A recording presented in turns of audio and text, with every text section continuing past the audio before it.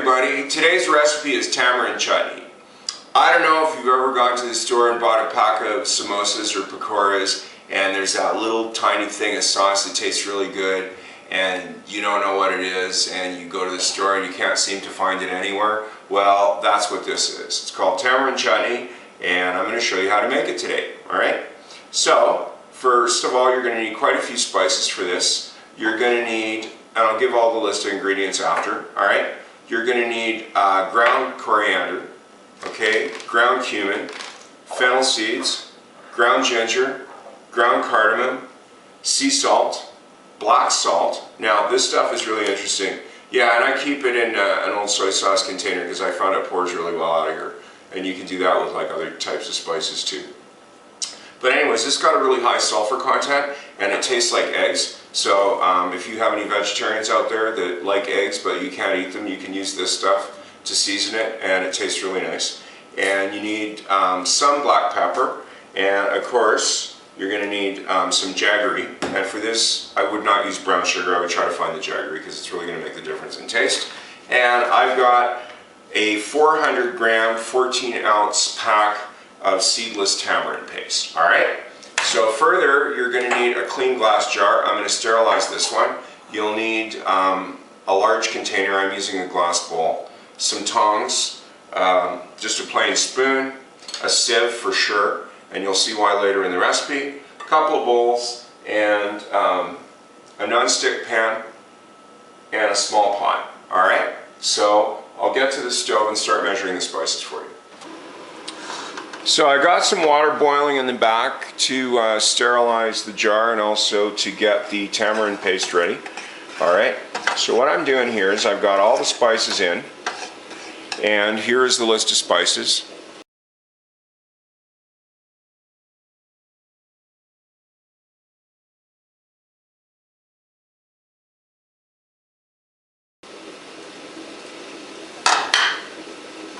Okay, so I've got all the spices in except for the black pepper and the jaggery. Alright, so I'm just going to show you how much black pepper I put in. Basically just a good twist over the top. Alright, so that's not like really an exact measurement. Now I am not going to put the sugar in right yet. What I'm doing is I've got the spices cooked dry roasting over lowest heat possible. And I'm basically going to let these go for, I don't know, a minute or two, until they just get fragrant, alright?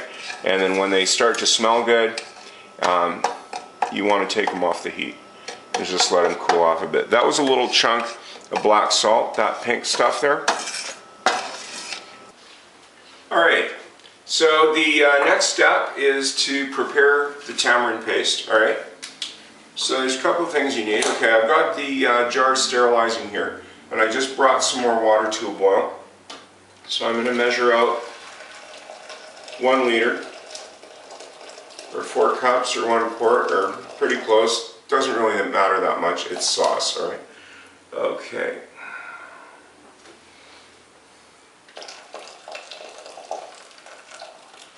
There you go.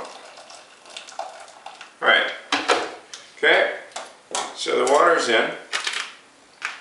And you just got a pair of scissors, cut the top off. Cut it open. This stuff is always wrapped, alright? And you want to make sure that it's soft and it's fresh when you buy it. If you can't squeeze it and it's not nice like that, if it's hard as a rock, you've got really old stuff on the shelf at the store, and well, that's their problem and not yours, eh? So, just open it up. It's usually got Scotch tape on it. This stuff is really, really gummy, and that's why I'm using tongs, because you want to handle this as little as possible, if at all. Alright? So, got the pack opened up. Okay. Kind of peel that back a little. Get your tongs. There you go. Okay, and just pop that down into the boiling water. Alright? Now, I'm going to come back and move the camera so you can get a good shot of this while I work it. Alright?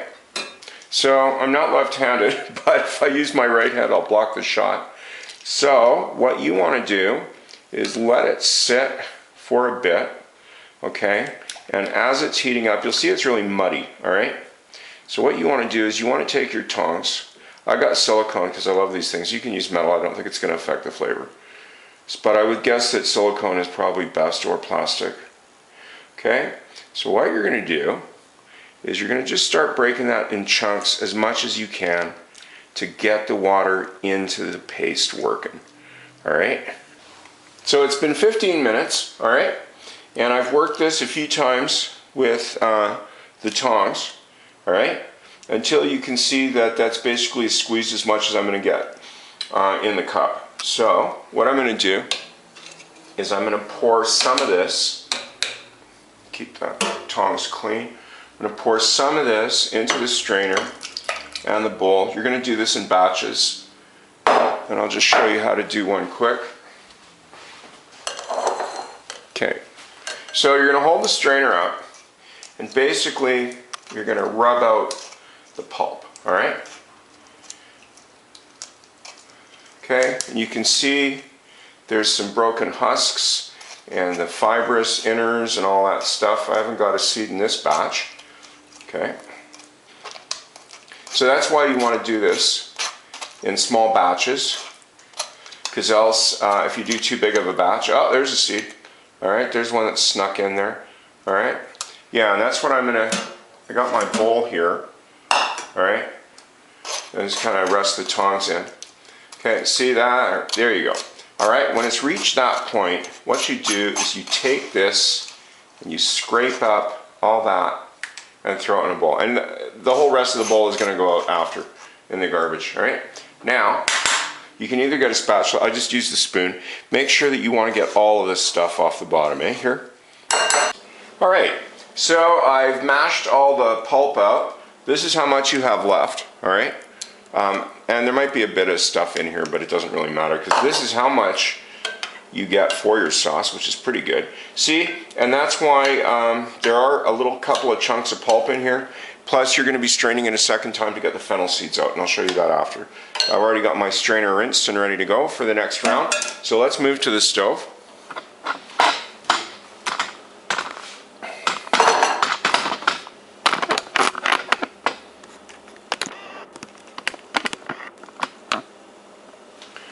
So I've got the jaggery mixed in with the cooled spices now.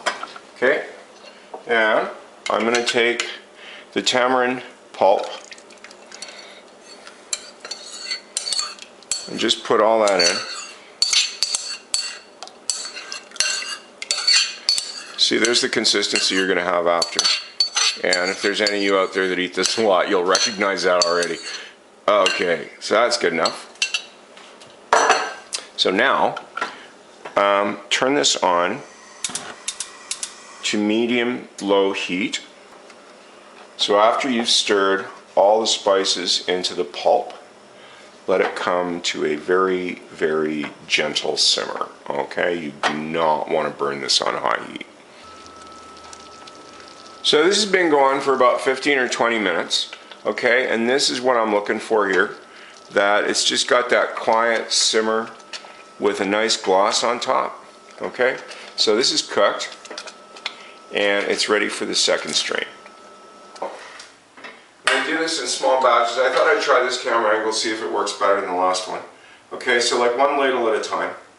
Okay, now the purpose for this is that if you don't strain it, it's going to taste, the taste will be the same, but the texture when you eat it is not really good because you got all the fennel seeds in it, and if there's any little bits of pulp that you missed, plus also if you get all the fennel seeds and all the fragments of spices in it, people will have a hard time guessing what you put in here.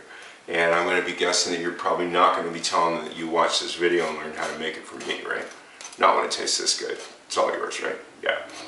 Anyways, okay. So there's the back shot. And again, take that out. Now, a couple of fennel seeds may sneak through. Don't worry about it, because those are going to be the really soft cooked ones anyways. All right. So there is the pulp that you're going to get. And again, just toss that out after. Okay. And I'll just keep doing this ladle by ladle until it's done. All right. So we're down to the last step there. I got my clean sterilized jar. I got the canning foam. So just get your ladle, stir it up a little, and I can't really tilt this unfortunately because it's going to go all over the counter, and after all this work that's the last thing I want. Okay, so just put that in. Shouldn't take too long. I'd pour it, but I have a tendency to get, you know, messy and I can spill things, so this doesn't take that long.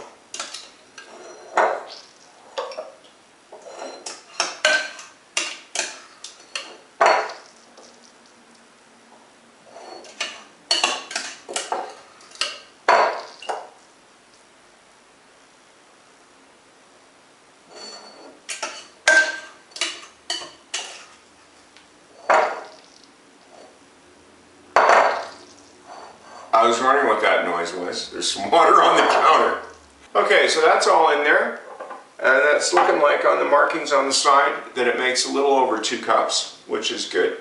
Okay, now, so I'd make sure that you let that cool off fully before you put the lid on, because if you don't, you're going to have a hard time getting it off. So, now that it's all finished, let's just take a look.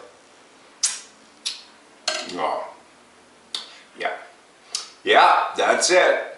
And it's just the right taste, and if it tastes good warm, it tastes even better when it's cold. Alright, so there's my tamarind chutney. I hope you enjoyed watching the video, and I hope to see you again. Alright, bye.